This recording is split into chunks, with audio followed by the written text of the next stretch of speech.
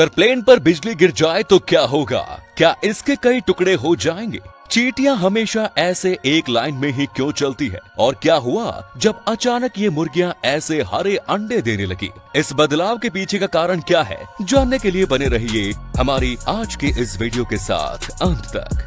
Number 1, दोस्तों आपने भी घर पर कभी न कभी लाइट बल्ब को तो चेंज किया ही होगा, लेकिन ऐसा करने के लिए आपको घर वालों से कितना पैसा मिला? जवाब होगा कुछ नहीं। लेकिन तब क्या हो अगर आपको सिर्फ एक बल्ब बदलने के लिए पूरे 1.5 लाख रुपए ही मिल जाए?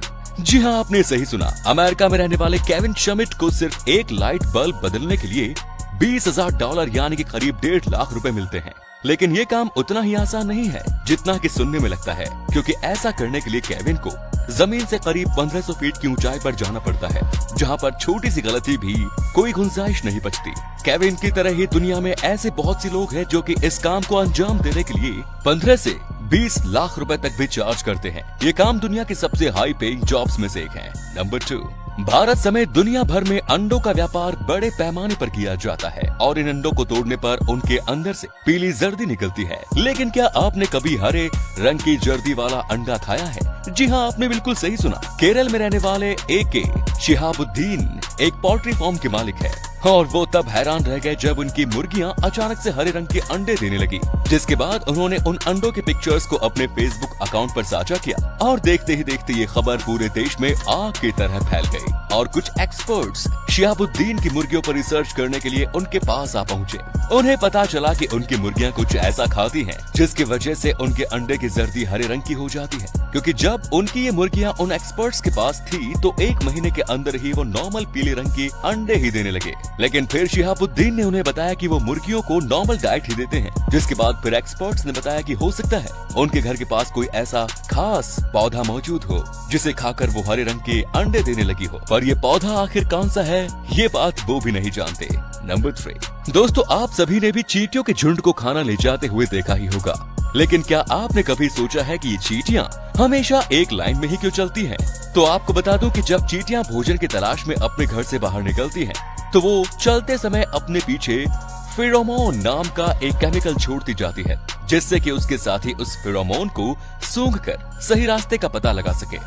फिर उस चींटी का पीछा करने वाले बाकी की चींटियां भी पीछे उसी फेरोमोन नाम की केमिकल को छोड़ती जाती हैं और ये साइकिल ऐसे ही तब तक चलता रहता है जब तक कि वो सारे भोजन को वहां से ले जाकर अपने घर में स्टोर ना कर दें। और हाँ, चींटियों के हर एक ग्रुप का अपना एक अलग गंध का फेरोमोन होता है, जिससे वो अपना इलाका भी निर्धारित करती है। नंबर 4, मिरर टच सिंथेसिया एक ऐसी बीमारी है जिससे ग्रस्त व्यक्ति अपने सामने मौजूद किसी भी व्यक्ति को छूने भर से ही उसको होने वाले दर्द को महसूस कर सकता है। और अमेरिका में रहने वाले डॉक्टर जोएल सैलिनास भी इसी रेयर बीमारी से ग्रस्त है, जिसकी वजह से ये डॉक्टर जब भी किसी मरीज को छूते हैं तो उनका दिमाग उस व्यक्ति को होने वाले दर्द को महसूस करने लगता है। अब इसे कोई बीमारी कहा जाए या फिर किसी तरह की सुपर पावर, ये फैसला आप खुद ही कर लीजिए।